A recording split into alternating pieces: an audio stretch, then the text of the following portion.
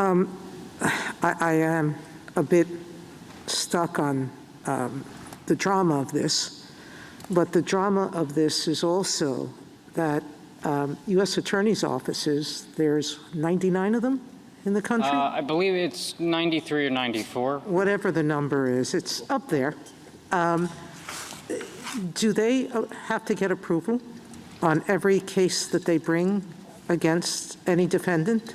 We do have a process, Your Honor. A process was followed in this case. No, tell me what that process is. Do they need to get approval, and from whom?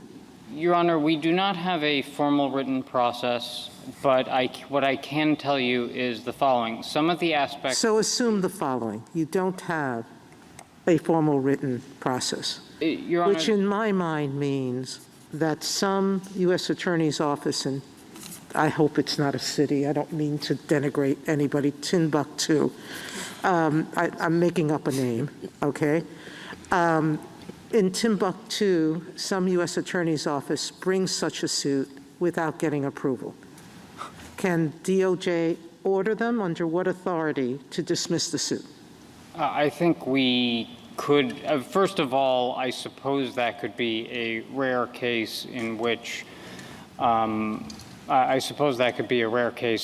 the government might, if it did so in derogation of what we understand to be common law immunity, that is, it, for example, brought a criminal action against the Kingdom of Sylvania, we could file a suggestion of immunity in that case. But otherwise, so, I think the Attorney General exercises... I'm sorry.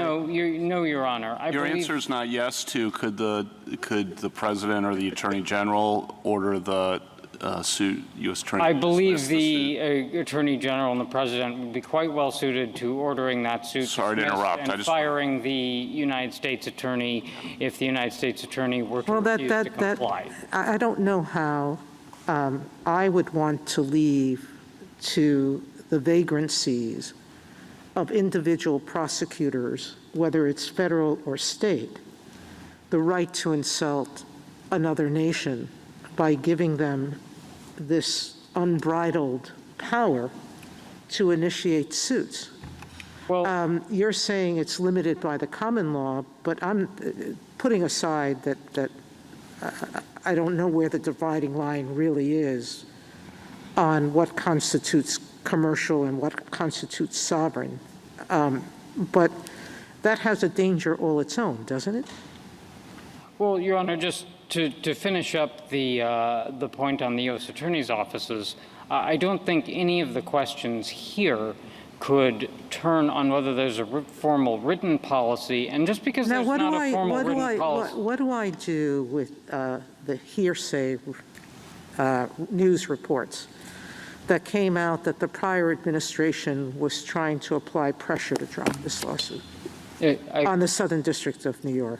This is a Southern District of New York case. It is, Your Honor. And so what do I do with that?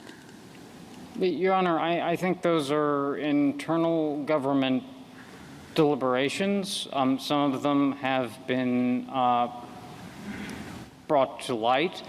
But I think what they do show is there was a process. The U.S. Attorney did not just go through and indict the case without permission from Maine Justice. But turning to the question... But the Maine Justice, does it go seek permission from the Department of State? Because who's the executive to make this decision? Your Honor, we all agree it's the President, but there is no formula out there to tell us who speaks for the President. Is it... You're saying in this lawsuit it's you, and I respect that, but I'm talking about before it gets to the Supreme Court. Who's going to speak so that state courts and U.S. attorneys' offices will listen? Your Honor, the consultation process in this case, I'm given to understand, involved the other affected departments, like the Treasury Department that was lied to and the Department of State. I stand here on behalf of the United States, representing every single one of those agencies. They all stand behind this prosecution.